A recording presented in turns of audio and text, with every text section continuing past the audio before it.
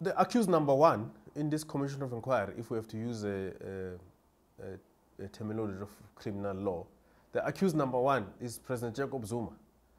And the rest of the accused will be his son, Tutuzane, and the Guptas, and including cabinet ministers like Mosebenzi Zwane, people like Isma Khashule, who's now the Secretary General of the ANC, and many others who colluded in actually aiding the Guptas to fleece the country of billions, hundreds of millions of rands, if not billions.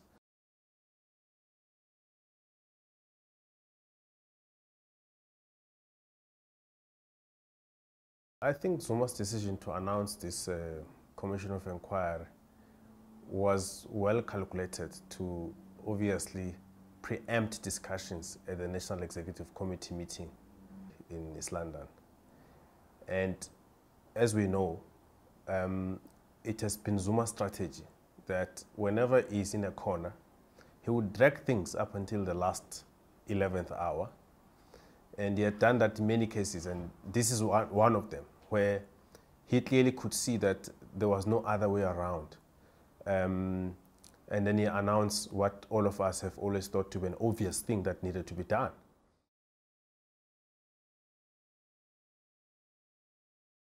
The public protector has put together a framework. She has framed the issues that need to be probed further, in greater detail actually.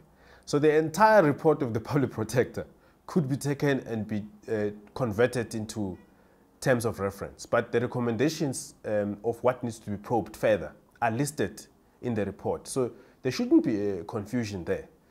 I think what we should rather be interested in is how the Judge Zondo, Raymond Zondo, who has been appointed by Chief Justice Mogoeng to chair this commission of inquiry, how he then takes the matters further beyond that which is contained in the public protector report. Because, as we would know, most of the revelations about state capture, the Gupta leaks and all of that, came after that report was released, further giving credence to what Tulima Donsala had found. So I think now the issue is how will Judge Zondo incorporate that which has arisen after that report was published and make sure that it's part of the terms of reference and people can actually come and make submissions and have those things add in that commission of inquiry.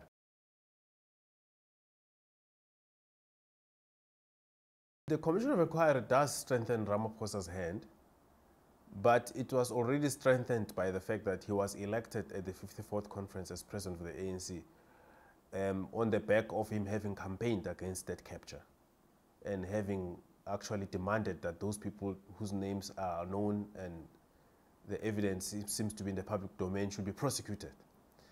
So the question now is that now that Zuma has set up this commission of inquiry, clearly under pressure, not because Zuma wanted to do it, the question now is what will Ramaphosa do about it?